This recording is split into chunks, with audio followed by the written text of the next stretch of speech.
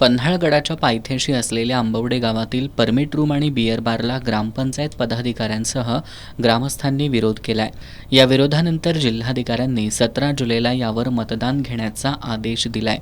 या संदर्भात आपली बाजू मांडताना दुकान मालक दत्तात्रय जाधव यांनी परमिट रूम आणि बियर बार सुरू करण्यासाठी आवश्यक त्या सर्व यंत्रणांकडील परवाने घेतल्याचं सांगत राजकीय द्वेषातून आपलं दुकान बंद करण्याचा घाट घालण्यात आलाय असा आरोप केला. बोला. आंबवडे तालुका पन्हाळ या ठिकाणी मी राज्य उत्पादक शुल्क यांच्या कोल्हापूर यांच्याकडून रीतसर परवाना घेऊन गजिबो हॉटेल परमिट रूम आणि बिअर बार नावाचा व्यवसाय सुरू केलेला आहे. हा व्यवसाय सुरू करत असताना ज्या काय परवानग्या मला शासकीय घ्यायला लागत होत्या त्या मी सर्व परवानग्या शासनाकडून घेतलेल्या आहेत.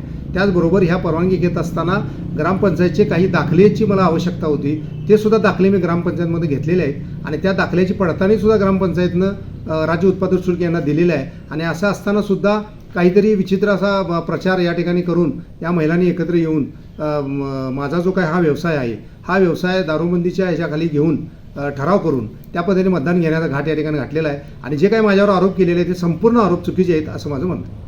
22 मार्च 2021च्या आदेशानुसार परमिट रूम आणि बियर बारसाठी ग्रामपंचायत ठराव किंवा ग्रामसभेचा ना हरकत दाखला असण्याची अट किंवा ग्रामसभेचा ना हरकत दाखला असण्याची अट मुंबई विदेशी मद्य विभागानं शिथिल केली असून राज्य उत्पादन शुल्क शाहूवाडी विभागाचे निरीक्षक KB बिरादार यांनी सादर केलेल्या अहवालानुसार दुकानाला परवाना मिळाला असल्याचं जाधव यांनी सांगितलंय.